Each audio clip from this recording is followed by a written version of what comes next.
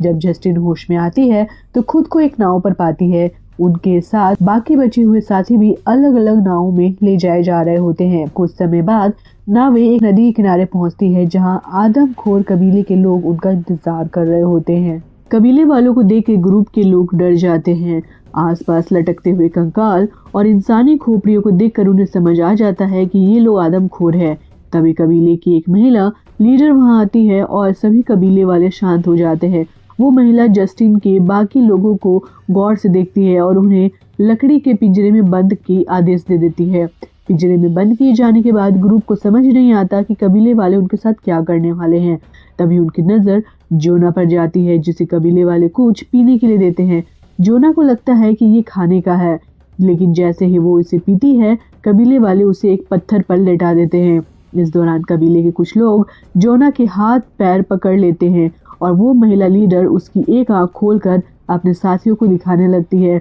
जोना घबरा कर चिल्लाने लगता है। तभी कबीले का सरदार आता है और जोना के हाथ पैर एक एक करके अलग कर देता है। उसके शरीर के हिस्सों को साफ किया जाता है और भट्टी में पकाने के लिए डाल दिया जाता है। यह सब देखकर पिंजड़े में बंद बाकी लोगों को एहसास हो जाता है कि उनकी जान भी खतरे में है। वे समझ जाते हैं कि यहाँ से जिंदा बचना लगभग नामुमकिन है। इस डर से और तनाव के बीच किसी तरह रात गुजरती है। रात में लार्ज कहता है कि पिंजरे में फंसकर मरने से बेहतर था कि वो प्लेन के क्रैश में ही मर जाता। इसके बाद सब अलेक्जेंड्रो को इस मुसीबत का जिम्मेदार ठहराने लगते हैं। अलेक्जेंड्रो पर सबका गुस्सा फूट पड़ता है। अलेक्जेंड्रो खुद पर लगे आरोपों के बीच सच्चाई बताता है। वो स्वीकार करता है कि कार्लोस के साथ उसका मिलाप था। असल में यह सब कार्लोस का प्लान था ताकि सैब अमेज़न के जरिए पब्लिसिटी मिले और प्राइवेट कंपनी को हटाने के बाद कार्लोस की कंपनी वहां से क्रूड ऑयल निकाल सके।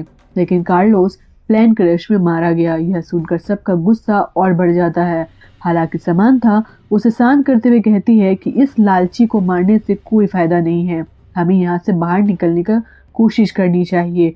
समांथा बाहर निकलने का प्रयास करती है, लेकिन जैसे ही वो पिंजरे से बाहर निकलती है कबीले का एक पहरेदार उसे तीर मार के बेहोश कर देता है।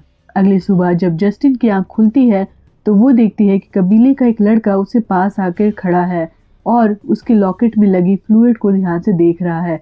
जस्टिन उससे बहुत प्यार से पेश आती है,